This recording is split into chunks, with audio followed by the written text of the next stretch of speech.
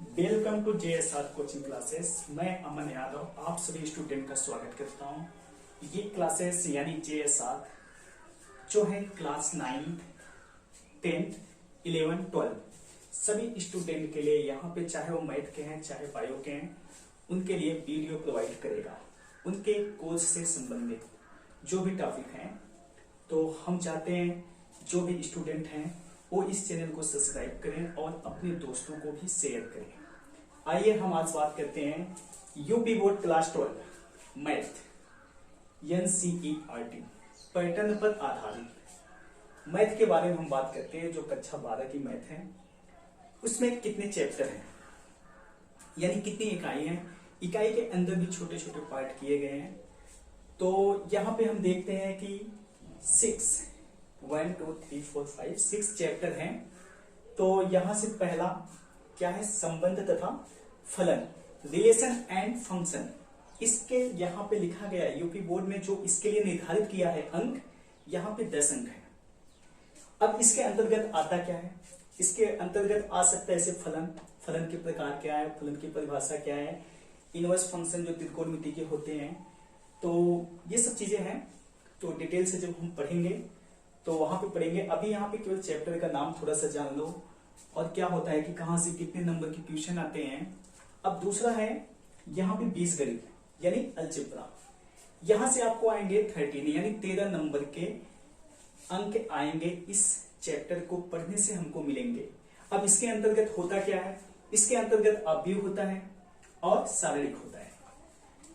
अब थर्ड है कलन यानी कैलकुलस, जहां से सबसे ज्यादा 44 नंबर के आपको अंक पूछे जाएंगे। आपको इतने अंक का क्वेश्चन पूछा जाएगा। अवकलन, अवकलन होता क्या है, इसके प्रोसेस क्या है, इसके यूज क्या है, ऐसे इंटीग्रेशन यानी कहने का मतलब समाकलन क्या होता है, समाकलन की यूज कैसे, इसके कितने प्रकार हैं, लिमिट समाकलन क्या है, बहुत ही ब्रॉड है ये।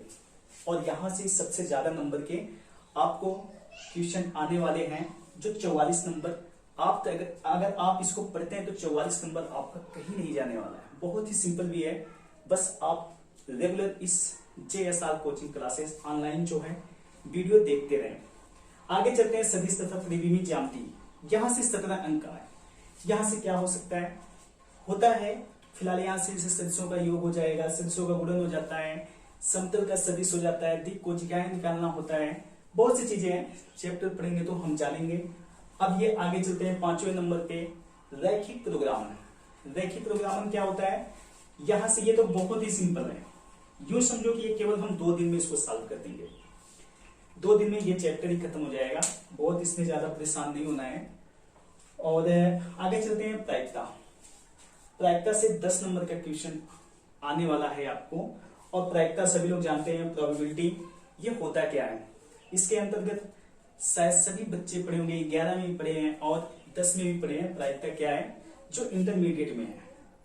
जैसे क्वेश्चन होता था कि ताश के पत्ते से एक की निकालने की क्या प्रायिकता है, और भी चीजें होती थी जैसे एक सिक्कों को उछालने से हेड आने की क्या प्रायिकता है। तो इस टाइप के क्वेश्चन इसके अंतर्गत आएंगे। ये 6 चैप्टर मिला के आपको 100 नंबर। सबसे ज्यादा कौन सा है, ये कलन है यानी कैलकुलस। उसके बाद आपका सबसे ज्यादा नंबर ये देता है, फिर जो बीजगणित है। हम आशा करते हैं आपको इंटरमीडिएट में जो NCERT पैटर्न पे आधारित है उसकी सभी इकाई समझ में आई होगी।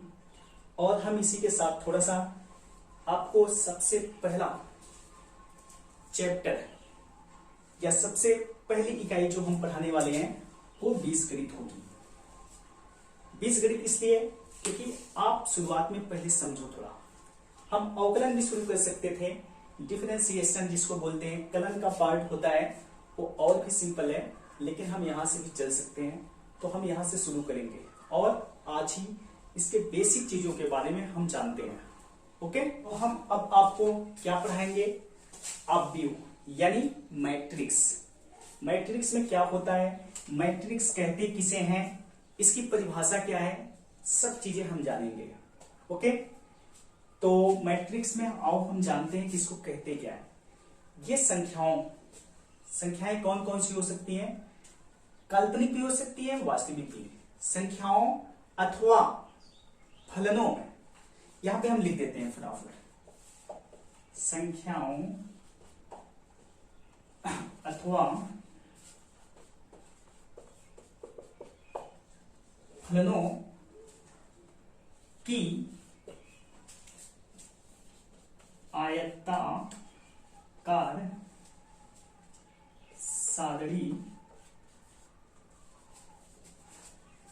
सारणी को हम क्या कहते हैं? आव्यूह।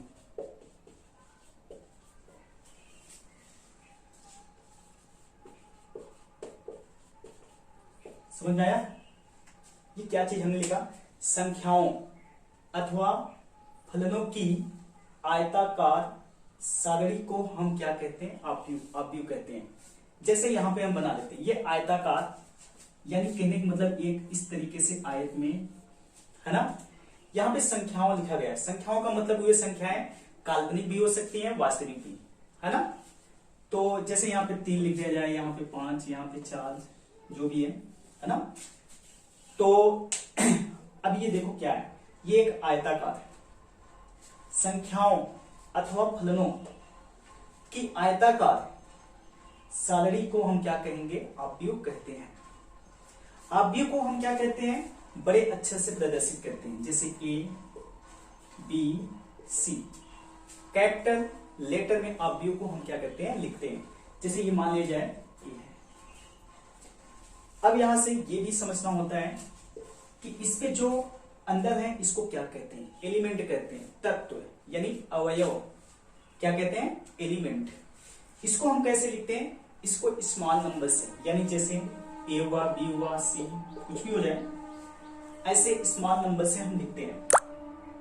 ओके, तो यहां से हम देखते हैं आव्यूह को हमने देखे। आव्यूह किसे कहते हैं? संख्याओं अथवा फलनों की आयताकार सारणी को हम क्या कहते हैं? आव्यूह कहते हैं। आव्यूह को हम बड़े अच्छे से प्रदर्शित करते हैं।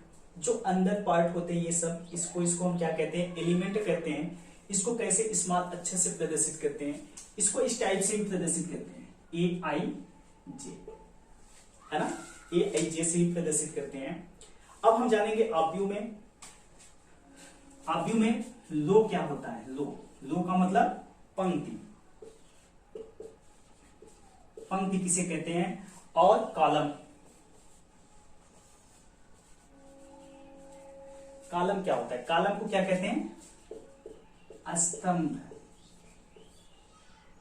है ना। स्तंभ, इसको क्या कहते हैं? कॉलम कहते हैं। और स्तंभ, तो ये क्या चीजें हैं, कहां पे होती है? ये पार्ट जो देख रहे हो तुम, ध्यान से देखना। इस चीज को हम क्या कहते हैं? इसको हम कहते हैं रो, है ना। इसको हम क्या कहेंगे? रो का मतलब पंक्ति।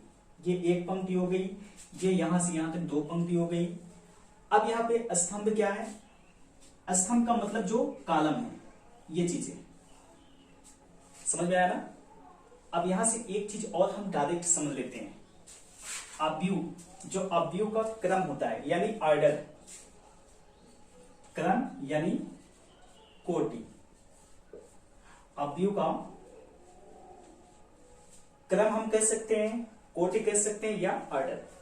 तो हम इसको लिखते कैसे हैं? मतलब जो पंक्ति है, ये चीज पहले उसको लिखते हैं। ये कितनी रो है? 1, 2। अब कितने स्तंभ है उसको लिखते हैं, 2 ही है। इस तरीके से ये कितने कोटि का आव्यूह है? 2 क्रॉस 2 का, या 2 इंटू 2 का। अगर हम इस तरीके से कोई आव्यूह लिख लेते हैं, सपोज दैट 1, 3, 5। अगर ये पूछा जाए ये कितने कोटि का आव्यूह है, तो आप बता सकते हो केवल एक ही हमारे पास पंक्ति है। ओके, और कितने स्तंभ हो जा रहे हैं? 3। कितने का हो गया? 1 क्रॉस 3 का ये कोटि का आव्यूह हमारा हो गया। जो पहले था वो 2 क्रॉस 2 का आव्यूह। बहुत ज्यादा पूछा जाता है ये बहुविकल्पी में। तो दोस्तों, हम आशा करते हैं सभी लोग इस चीज को समझ रहे हैं, आव्यूह क्या होता है, उसको कैसे प्रेजेंट करते हैं, और इसमें पंक्ति किसे कहते हैं। पंक्ति मतलब जो 36 ना, पंक्ति मतलब ये 36, समझ में आया कि नहीं। और स्तंभ मतलब जो सीधा होता है। स्तंभ मतलब इसे खड़ा होता है ना, स्तंभ बोलते हैं। आइए अब हम आपको बताते हैं अवयव के प्रकार। अवयव कई प्रकार के होते हैं। पहला नंबर पंक्ति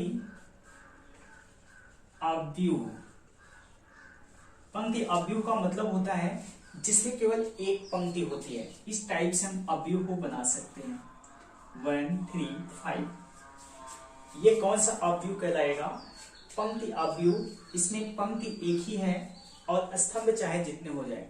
इसी के साथ अगर हम लिखना चाहें तो ये किस कोटि का अवयव है, तो हम लिख सकते हैं 1 क्रॉस 3, क्योंकि एक 36 है और स्तंभ कितने हैं? 3 है। समझ में आ रहा है? अब दूसरा स्तंभ अवयव। ये क्या होता है? जिसमें केवल एक स्तंभ होता है। पंक्तियां चाहे जितनी हो जाएं, लेकिन स्तंभ हमारा क्या होना चाहिए? एक होना चाहिए। स्तंभ इसमें क्या है? एक ही है, इसलिए ये क्या कहलाएगा? स्तंभ अवयव कहलाएगा। यहां पे हम लिख सकते हैं ये कितने कोटि का है? 1 क्रॉस सॉरी, यहां से ये कितने कोटि का हो जाएगा? 3 क्रॉस 1 का हो जाएगा। अब हम क्या करेंगे? तीसरा थर्ड नंबर वर्ग अवयव। वर्ग अवयव क्या होता है? वर्ग अवयव का मतलब जिसमें वर्ग हो, यानी स्क्वायर जैसा हो, चाहे वो कई प्रकार के हो सकते हैं। इस तरीके से ये वर्ग है 2 क्रॉस 2 का, यानी जिसमें पंक्ति और स्तंभ दोनों की संख्या बराबर होगी, वो क्या कहलाएगा? वर्ग अवयव कहलाएगा।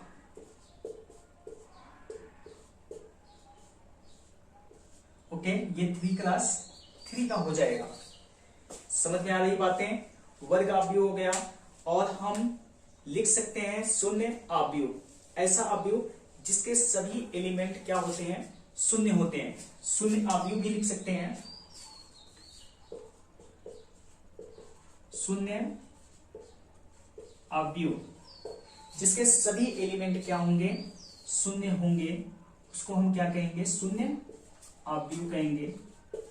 यहाँ पे कोटि हम ऑटोमेटिक जान चुके हैं इसका ऑर्डर क्या होता है, इसलिए हम लिख लेंगे। और आते हैं अब हम विकर्ण अवयव। विकर्ण अवयव में क्या होता है?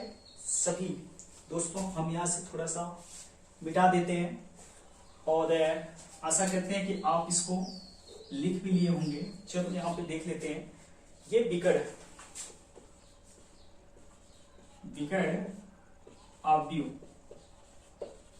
विकर्ण अवयव क्या होता है? जिसके केवल विकर्ण के हमारे पास एलिमेंट नंबर होते हैं, बाकी क्या होते हैं? शून्य होते हैं। इस तरीके से भी हो सकता है 0 3 0 4 कुछ भी हो जाए।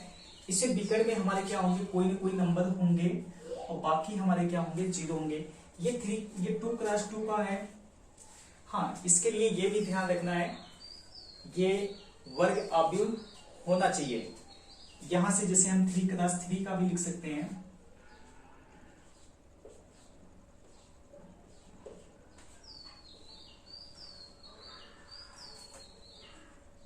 ओके, यहां पे हम देख सकते हैं ये जो विकर्ण है इसका वो क्या है? शून्य नहीं है। अदिश अवयव। अदिश अवयव का मतलब है इसके जो विकर्ण होंगे वो क्या होंगे? समान होंगे।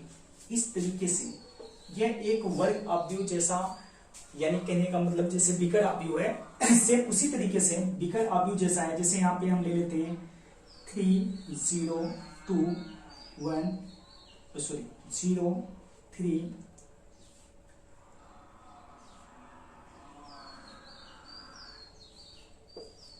समझ में आया? ये क्या है? अदिश अवयव है। क्यों? क्योंकि यहाँ पे ध्यान से देखो, इसके जो विकर्ण हैं वो क्या है?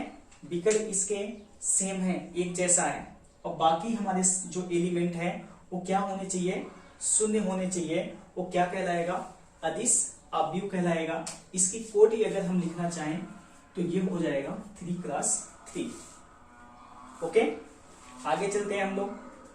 इसी के क्रम में एक आ जाता है इकाई अवयव, यानी तत्समक या आइडेंटिटी अवयव या यूनिट अवयव।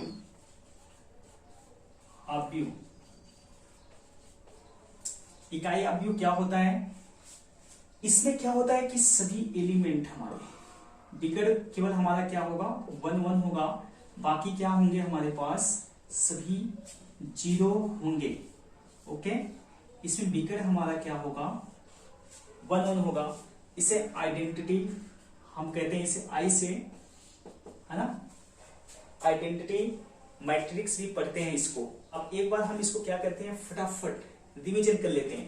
देखो पहला हमने बताया था पंक्ति अवयव, यानी जिसमें पंक्ति होती है केवल, जैसे ठीक है यहां से एक ही पंक्ति होनी चाहिए। और दूसरा हमने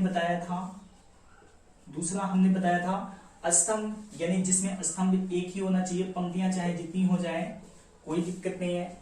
तीसरा हमने बताया था वर्ग अवयव, वर्ग मतलब जिसमें कोटि, यानी जिसमें हमारे स्तंभ और पंक्ति क्या होंगे समान होंगे। ओके, ये हमारा क्या होता है वर्ग अवयव हो जाता है। ऐसे आ जाता है शून्य अवयव। शून्य अवयव में हमारे सभी एलिमेंट क्या होते हैं शून्य होते हैं। विकर्ण अवयव में क्या होता है, यहाँ पे विकर्ण में कुछ भी हो सकता है 3, 5। ओके, और अदिश अवयव में क्या होता है समान होता है। यूनिट अवयव में क्या होता है, यहाँ पे इकाई हमेशा होता है, बाकी एलिमेंट हमारे क्या होते हैं 0 होते हैं। आशा करते हैं ये भी चीजें समझ में आई होंगी। अवयव का निर्माण करना, अवयव का निर्माण करना, हम कैसे अवयव को बनाते हैं, इसके लिए एक हम थोड़ा सा डिटेल्स पढ़ते हैं इसको। इस तरीके से अगर कोई अवयव ए दे दिया है, सपोज दैट यहाँ पे जो एलिमेंट उसके होते हैं, जैसे ए हम क्या कर सकते हैं फर्स्ट वाले को, फर्स्ट जो हमने शुरुआत में ही लिखा था आई जे, जो इसके अंदर एलिमेंट होते हैं उसको स्मॉल अक्षर से लिखते हैं, या हम क्या करते हैं इस तरीके से लिखते हैं। तो इसके लिए यहाँ पे कितना हो जाएगा 1, पहला कॉलम है और पहला हमारा क्या है वो पंक्ति भी है, यहाँ पे पंक्ति और पहला, तो दोनों क्या होगा आई क्या प्रेजेंट करेगा पंक्ति को, और ये जे क्या प्रेजेंट करेगा स्तंभ को। तो यहां से ले लेते हैं ए, यहाँ पे हमारे पास क्या है पहला हमारा क्या होगा आई हमारा क्या है पंक्ति है, पंक्ति कौन सी है पहली है, स्तंभ कौन सा है पहला दूसरा।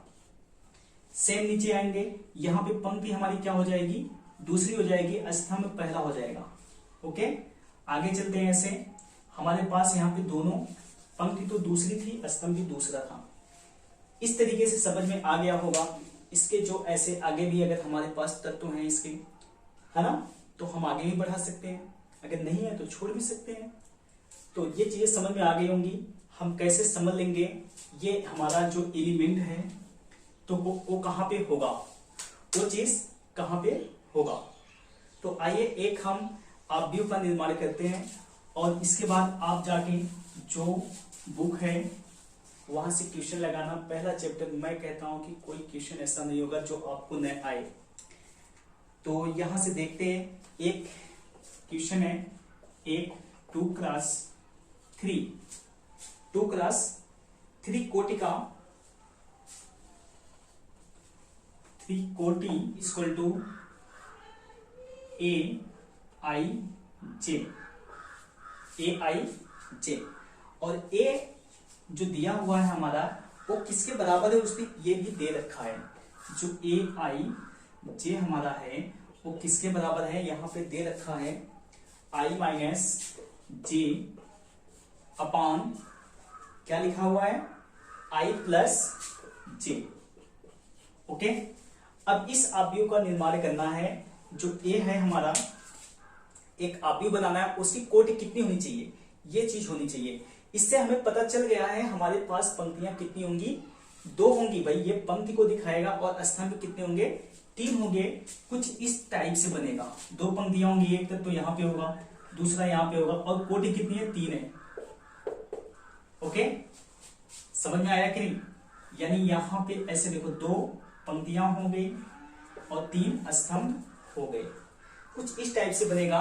तो यहाँ पे हमें समझ में आ रहा है, अगर हम इसको लिखना चाहें एलिमेंट के रूप में तो हम लिख सकते हैं। कैसे लिखेंगे, इस तरीके से लिख सकते हैं A11 A12 A क्या हो जाएगा 13 हो जाएगा। यहाँ पे हो जाएगा A21 और यहाँ पे हो जाएगा A2 3। समझ में आया? हम इन एलिमेंट को हम क्या करेंगे, इसकी सहायता से ज्ञात करेंगे, फिर इसके स्थान पे हम क्या करेंगे, लिख देंगे।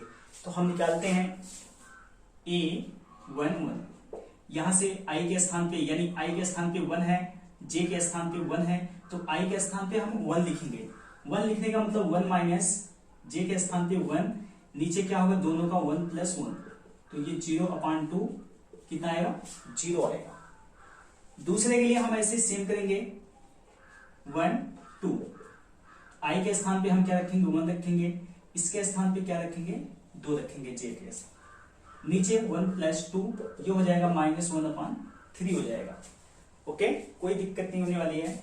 यहां से हो जाएगा 1 3, इसके लिए 1 माइनस 3 हो जाएगा 1 प्लस 3, जब सॉल्व करेंगे 2 माइनस 4 हो जाएगा, नीचे ये कट जाएगा, -1/4 हो जाएगा। ओके, और क्या हो जाएगा, यहां से आगे भी सॉल्व कर लेते हैं। 2 1, इसको जब सॉल्व करेंगे इस फार्मूले में रखते हैं, 2 माइनस 1, 2 प्लस 1, कहने का मतलब 1/3 आ जाएगा। आएगा कि नहीं भाई? बिल्कुल आएगा। तो यहां पे 2 2, इसको सॉल्व करेंगे, 2 माइनस 2, 2 प्लस 2, ये हो जाएगा 0, आगे 2 3, यानी ये हो जाएगा 2 माइनस 3, 2 प्लस 3 माइनस 1/5। ध्यान से देख लो इसको कैसे हमने सॉल्व किया है और कैसे इसका आंसर आ जाएगा। ओके, आगे चलें। अब हमें पता है हमें सबसे पहले क्या करना, आव्यूह का निर्माण करने। ये क्वेश्चन कई बार पूछा गया है। आव्यूह का निर्माण अगर आपको करना है तो हम क्या लिखेंगे, क्वेश्चन तो होगा ही हमारा, एक 2 क्रॉस 2, 2 क्रॉस 3 कोटि का अव्यूह को बनाना है, और हमको क्या दिया, a = इस टाइप से, और इसका मान हमें दिया होगा। समझ में आया? अब ये कितने कोटि का बनाना है इसके हम दिमाग से समझेंगे, यानी पंक्तियां 2 होनी चाहिए, स्तंभ कितने होने चाहिए, 3। तो अगर इस टाइप से है तो ऐसा कुछ हमारा अव्यूह होगा, 2 क्रॉस 3 का होगा कि नहीं? बिल्कुल होगा। अब हम क्या करते हैं, यहां से निकाल लेते हैं, A11 का मान निकाल लेते हैं, कितना आ गया, A12 का मान निकाल लेते हैं, कितना आ गया, A13 का मान, ऐसे सेम यहाँ पे भी। ओके, अब इन सभी मानों को उठा के इसके स्थान पे रख देते हैं, हमारा अव्यूह A = तैयार हो जाएगा। ओके, देखो A11 का मान कितना है, 0 है। ओके, A12 का मान -1/3 है, इसका मान -1/4 है। ओके, आगे चलते हैं। इसका मान आ गया 1/3, इसका भी मान कितना आ गया, 0 आ गया, इसका मान कितना आ गया, -1/5। इस तरीके से हमने आंसर को पा लिया है। इस तरीके से ये आंसर हमारा आ गया, जो हम ज्ञात करना चाहते थे, अव्यूह को बनाना चाहते थे, हमारा अव्यूह बन गया है। ओके, अब हम आपसे रिक्वेस्ट करते हैं, आप अपनी बुक निकालें और उसमें से कई सवाल हैं, जैसा कि हम यहाँ पढ़ना चाहेंगे सवाल।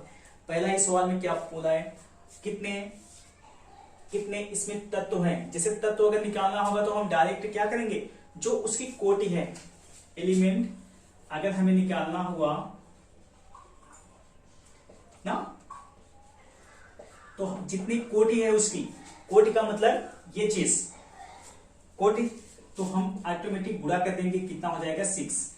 इसके अंदर कितने एलिमेंट हैं, 6 हैं, 1 2 3 4 5 6, यानी कोटि का मल्टीप्लाई अगर कर देंगे तो ऑटोमेटिक हमें क्या मिल जाएगा, उसमें कितने एलिमेंट होंगे।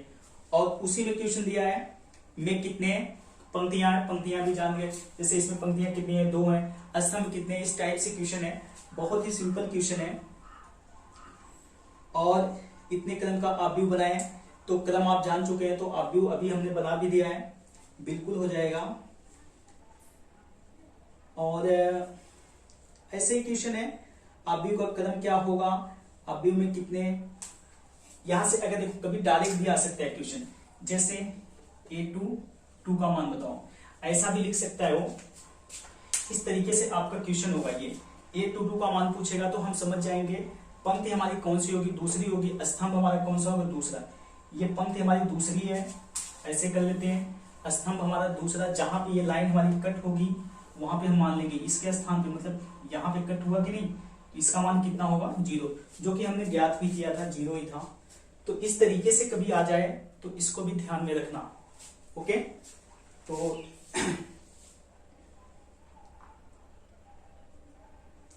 अब यहाँ पे आव्यूह के संभव क्रम हमें बताने हैं, जैसे उसने लिख दिया है। ओके, मैं यहां से थोड़ा सा मिटाता हूं। तो जैसे यहां पे लिख दिया है, क्या लिखा है, 12 कह रहा है कि इससे बनने वाले सभी संभव कोटि यानी क्रम को ज्ञात कीजिए। तो हम इसको इस टाइप से लिखते हैं। सबसे पहले हम क्या करते हैं, इसको दो दो खंडों में तोड़ते हैं। कौन से नंबर है मल्टीप्लाई करने से 12 आ जाएंगे। पहला नंबर 1 में हम 12 का करेंगे, आएगा, बिल्कुल आएगा। 2 में हम 6 का करेंगे, बिल्कुल आएगा। आगे चलते हैं, 3 में हम 4 का करेंगे, तो ये भी क्रम हो सकता है। और 4 इंटू क्या हो सकता है, 3 भी हो सकता है। और 6 इंटू 2 भी हो सकता है। नंबर आएगा कि नहीं, 6 गुना 12 या 2 छन 12।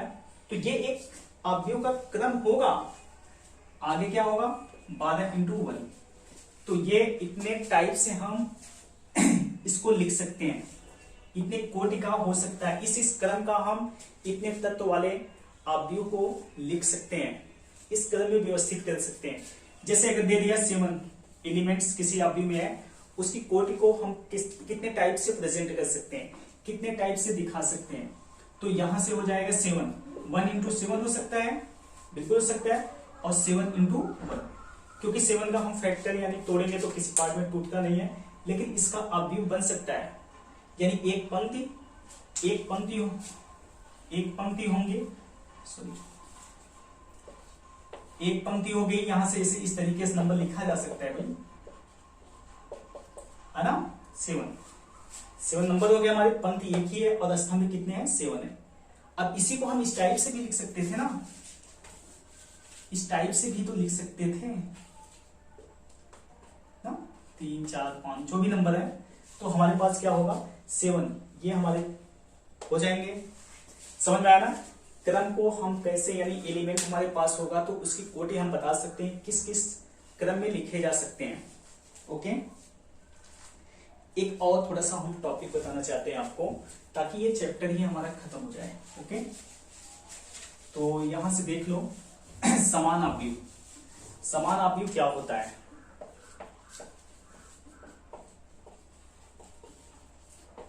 समान आव्यूह क्या होता है।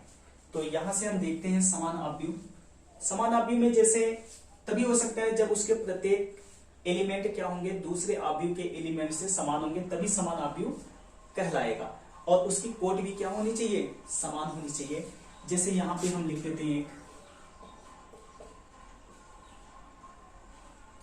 अगर हम इसके बराबर करते हैं तो ये हमारे पास जो एलिमेंट है एकदम सेम वही होने चाहिए।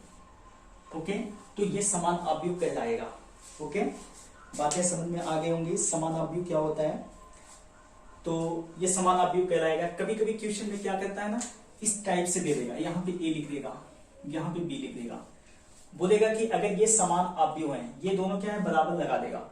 या लिख देगा दोनों आव्यूह हमारे, एक आव्यूह ए है, दूसरा आव्यूह हमारे पास क्या है, बी है, और ये दोनों समान हैं, तो हमें ए और बी का मान बताओ। तो जब समान है भाई, तो हम समान कर सकते हैं कि नहीं, बराबर कर सकते हैं कि नहीं, इसको बिल्कुल कर सकते हैं। तो हमने बताया है, क्या बताया, जो एलिमेंट है इसके आपस में बराबर होंगे। यहाँ वाला एलिमेंट इसके ही बराबर होगा, ये वाला इसके बराबर होगा, तो हम क्या लिख सकते हैं, 4 इंटू ए। ओके, सिंपल सा, 0 इक्वल क्या हो जाएगा, बी। इस तरीके से हम ज्ञात कर सकते हैं समान आव्यूह क्या होता है। ओके, अब जाके आप अपनी बुक निकालो और पढ़ो। अगर आपको मेरे वीडियोस यानी जो हमने समझाया सच में समझ में आया है, तो आप अपने दोस्तों को इस चैनल को, JSR कोचिंग क्लासेस को शेयर करें और उनसे रिक्वेस्ट करें कि ये वीडियो देखें, है ना। और अच्छे अंक से इंटरमीडिएट जो आप एग्जाम देने वाले हैं उसको पास कर जाएं, बस मेरी इतनी सी आशा है। और इसी के साथ बाय बाय।